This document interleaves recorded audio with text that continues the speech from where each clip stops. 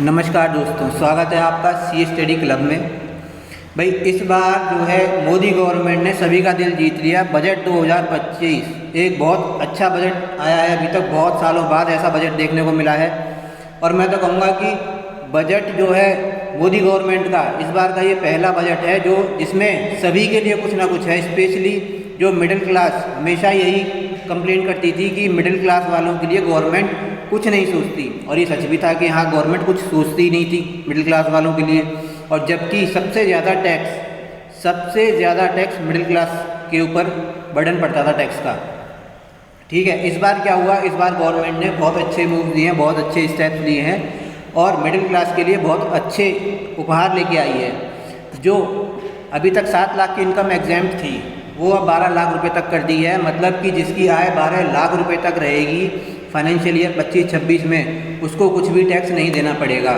इसकी कुछ terms and conditions ज़रूर रहेंगी, लाइक कुछ स्पेशल रेट्स की इनकम होती हैं वो तो हमेशा टैक्सेबल होती ही होती हैं। ठीक है, और जो सैलरीड पर्सन हैं जिनको सैलरी मिलती है, अगर उनको एनुअल सैलरी 12,75,000 रुपये तक मिलेगी तो भी उनकी आय पर कोई टैक्स नहीं लगेगा।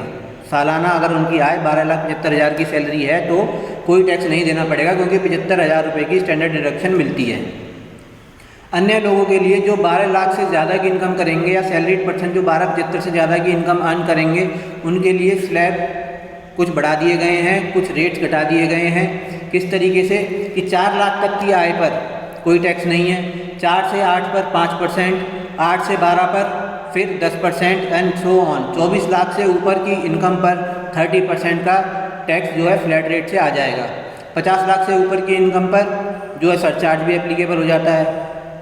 अच्छा, कुछ लोग बहुत खुश हो गए कि हम तो अभी तक जो है, जैसे सपोज करिए कि किसी का 36 लाख का टर्नओवर है, किसी का 18 लाख का है जो सर्विस प्रोवाइडर है, वो सोचते थे, अब वो अभी तक जो अपना जो रिटर्न भरते थे उसके अंदर क्या करते थे, वो एग्जेम्पशन लिमिट यानी 7 लाख रुपए तक की इनकम दिखाकर और अपना रिटर्न भर देते थे। अब वो सोच रहे हैं, कई लोगों के मेरे पास कॉल आए, कई लोगों के मैसेजेस आए मेरे पास कि उनका कहना था कि सर अब तो हम 12 लाख रुपये तक की इनकम दिखा देंगे।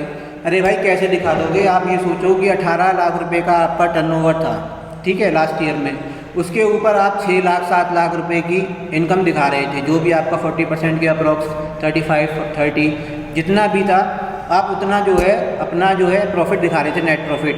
अब उसको 40% से लेके 60% 70% कैसे ले जाओगे एक ही साल में? या फिर आपको अगर 12 लाख रुपए तक की इनकम दिखानी है, रखनी है, तो आपको क्या करना पड़ेगा कि आप जो है अपना जीएसटी में रजिस्ट्रेशन कराएंगे, क्योंकि 20 लाख से ऊपर की टर्नओवर जाते ही आपकी बिलिंग होते ही आपके ऊपर जीएसटी एप्लीकेबल हो जाता है। गुड्स के केस में कुछ स्टेट्स में ये 40 लाख है और कुछ में 10 लाख ही है। इस बात को जरूर ध्यान रखिएगा कि सिर्फ इनकम टैक्स के बारे में सोचकर ज़्यादा उत्साहित ना होएं। जीएसटी की कंप्लायंस भी साथ साथ चलती है हमारी। आज की हमारी वीडियो मुझे लगता है आपको बहुत अच्छी लगी होगी। आपकी कोई क्वेरी हो तो आप हमें पोस्ट कर सकते हैं और हमारे चैनल को सब्सक्राइब कर लीजिएगा। धन्यवाद।